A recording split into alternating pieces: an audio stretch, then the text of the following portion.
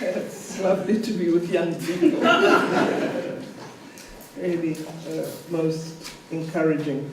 Thank you very much for that kind introduction, and thanks to all the graduate students who are managing the program. I think you're doing really well. You obviously have a career in front of you, but we want you in science, please. So, it's wonderful to be here at the university. I think all I will do is recognize the Vice-Chancellor, Professor Mabizela, and congratulate him on his appointment as Vice-Chancellor of this very important university, and wish him well in the job he has been given to lead Rhodes University. I must alert you, Vice-Chancellor, my grandfather used to come and give lectures here when he was principal of Forte, so don't mess up this university. So we really are, we're with you. And then I associate myself fully with the full list of protocol that the Vice-Chancellor presented to us, and I won't go through it. What drives my interest in ensuring that we have appropriate infrastructure and infrastructure of the first rank for science, technology, and innovation in our country?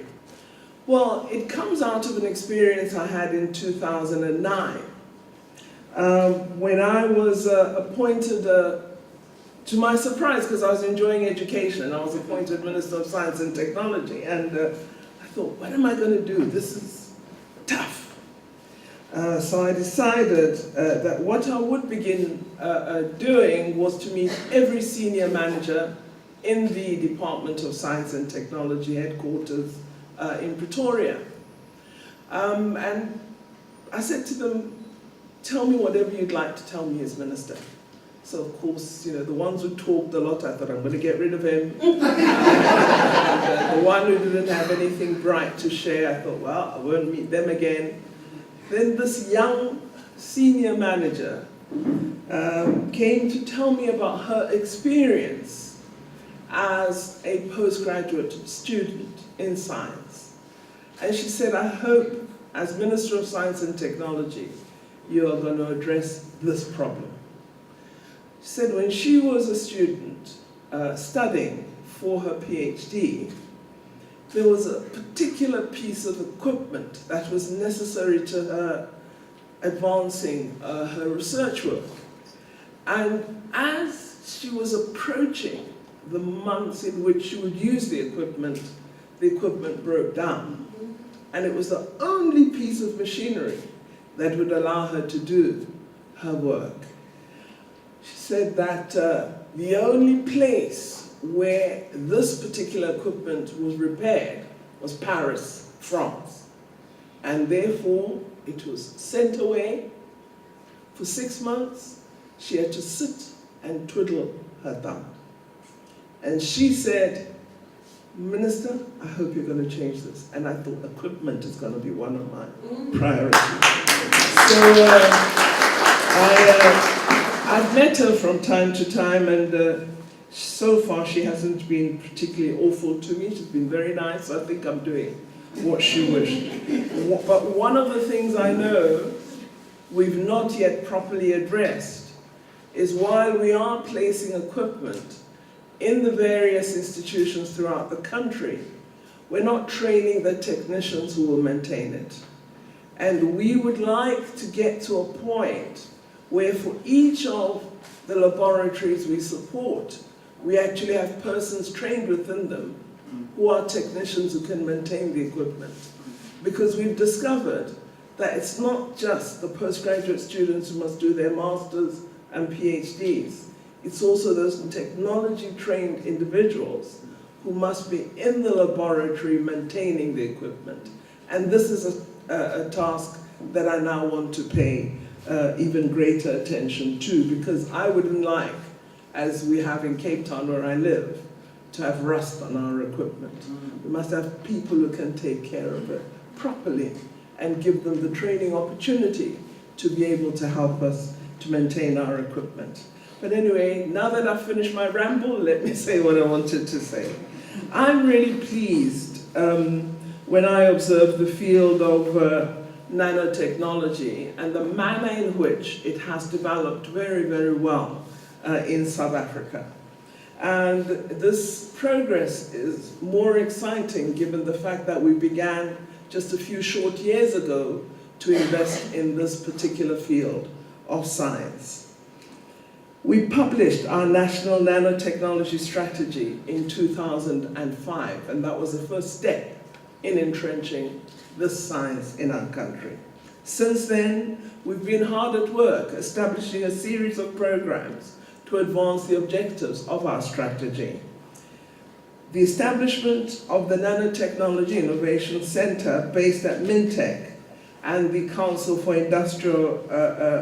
Scientific and Industrial Research are the most significant steps that we took to help advance nanotechnology innovation.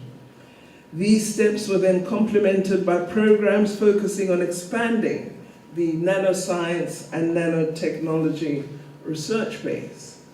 Our strategy has been hailed by the science community as one of the best in the world, given its focus particularly on socioeconomic development.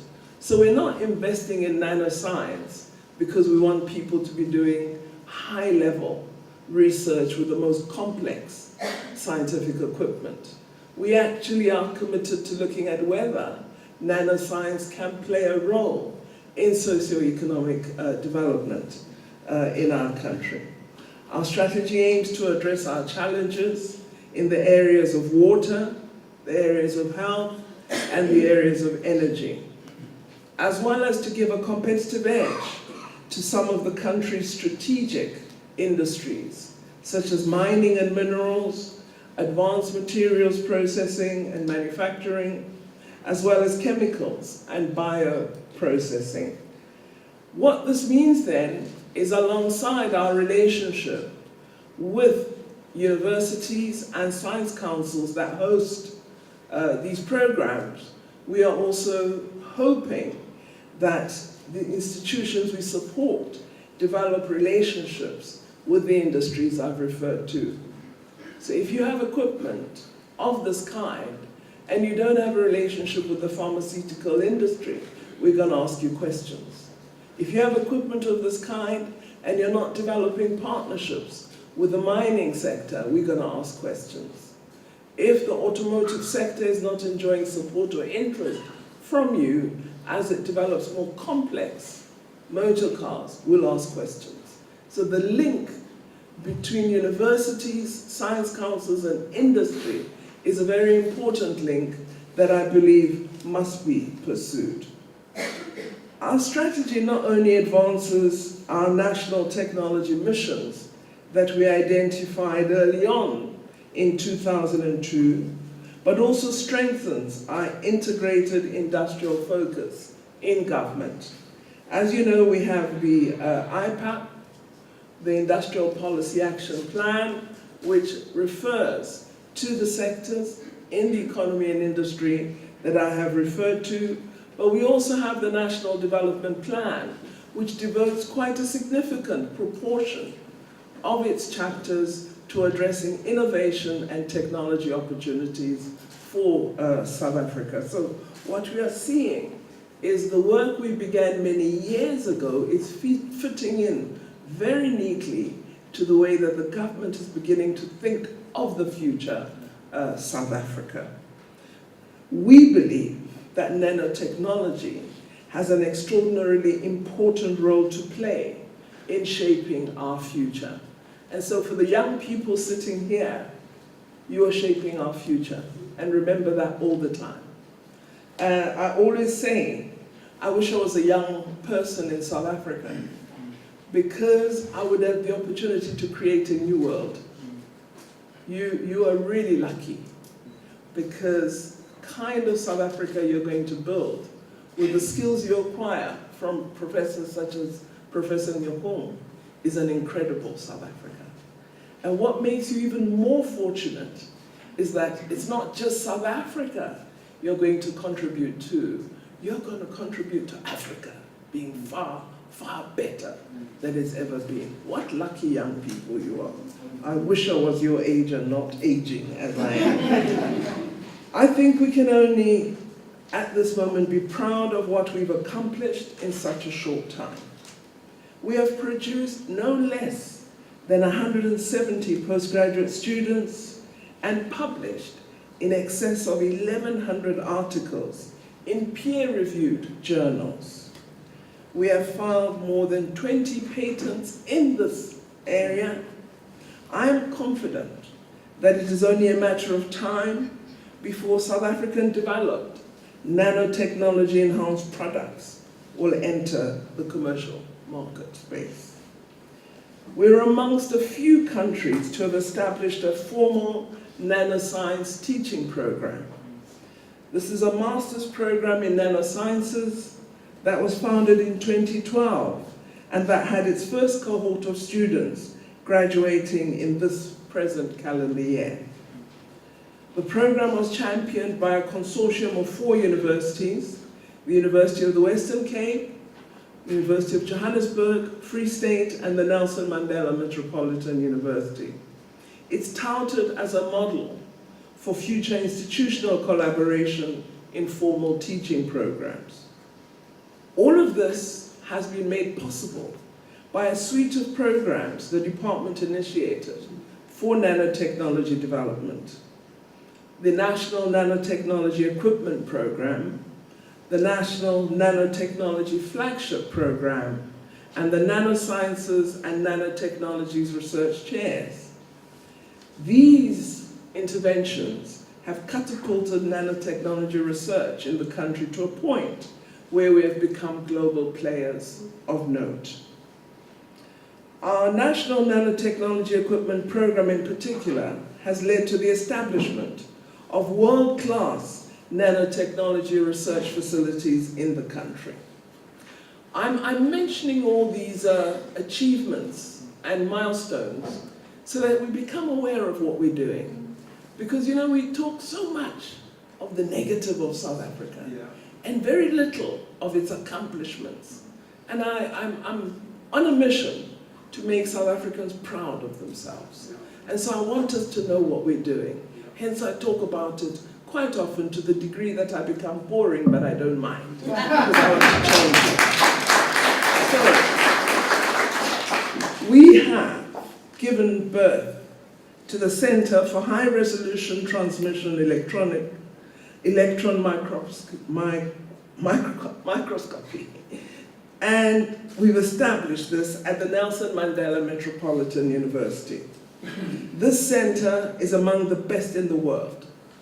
The Nanotechnology Equipment Program has also enabled the creation of world-class nanotechnology research centers in our various universities, including this very one that we're at, Rhodes University. You see, when Professor Nyokong very correctly refers to all the different individuals, institutions that come to use the equipment here, the reason that they come here is because it's world-class equipment. They wouldn't come if it were not. Many of our scientists go to CERN in Switzerland because the Hadron Collider is among the best of that character of global infrastructure.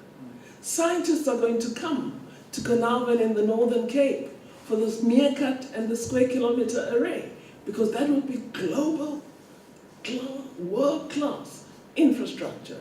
So we are taking our place in the world and attracting scientists to our shores in order to allow them to do work of the first rank. We are very important players in the science community globally, and we shouldn't neglect to acknowledge that fact. The time-of-flight secondary ion mass spectrometer is one of the powerful equipment requirements critical for nanotechnology research. I like to call it the TOF SIMS. It is capable of producing a mass spectral map of a surface area, has extremely high surface sensitivity, which is essential for the detection of contaminants, and it provides elemental composition as a function of depth. My officials wrote that part. It also provides the sole means for giving us information on chemical composition and morphology at the same time. It is based on the fact that the first ions, that ions with the same energy but different masses travel with different velocities. Without access to equipment such as the TOF-SIMS, I'm told it's difficult to quantify nanostructured materials. At the moment, researchers rely on their overseas collaborators for such studies. The availability of the TOF-SIMS in the country will enhance the quality of research and student training. The equipment will assist in advancing requirements to address the national skills shortage in many key areas of research, such as in physics, chemistry, biotechnology, and the emerging area of nanotechnology. Now, none of us are surprised that institutions in the Eastern Cape play a key role in nanotechnology development. You find their presence in almost all of the department's major nanotechnology initiatives. The province boasts 2 of the 6 research chairs in nanotechnology. It plays host to the Premium Center of High-Resolution Transmission Electron Microscopy I referred to earlier. It hosts one of the nodes of the MINTEC Nanotechnology Innovation Center and is part of the consortium that established the master's program in nanosciences, which I also referred to. I would like to challenge the institutions in the province to leverage their world-class infrastructure and world-acclaimed researchers to bring essential developments to this province and the rest of the country. We are, as a department, considering mechanisms for the creation of a suitable environment for nanotechnology innovation through developing a roadmap that will help pave the way to the conversion of laboratory outputs to products and services that South Africa and the Eastern Cape desperately needs. Of course, we've been told and know that this node at Rhodes University is headed by Professor Tebello Nyokong. Professor Nyokong's publication record, which is over 500 papers, as Professor Clayton indicated, and her very impressive index as a researcher, are a clear demonstration of why she's a recipient of so many awards, which include the prestigious Order of Mapungubwe. Your contribution to human capital development, Prof, is just incredible. Having the record of training more than 70 postgraduate students is an outstanding achievement for a single academic. I would like to thank Rhodes University for continuing to provide the environment for researchers such as Professor Nyokong to excel. The university's significant financial contribution to the acquisition of the TOF-SIMS is an example of the kind of support that will produce the excellence we see in this institution. I should say, Prof, that I've developed this practice that when we invest hugely, we want to see a little bit of contribution from the institutions too, because we know that if there's that small little give, there'll be a great deal of care.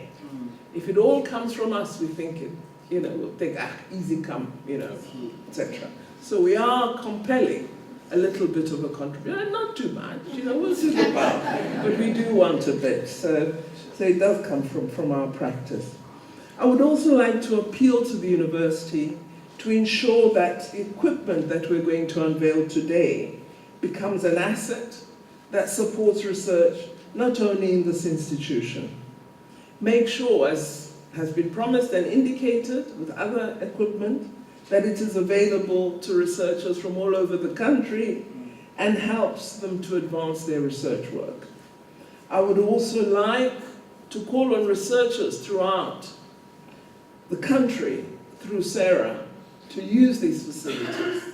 So we know Sarah Wild will alert them to its existence, and we hope invite them to come here. I also hope that our colleague researchers in the rest of the African continent will also take up the opportunities that we provide through this equipment.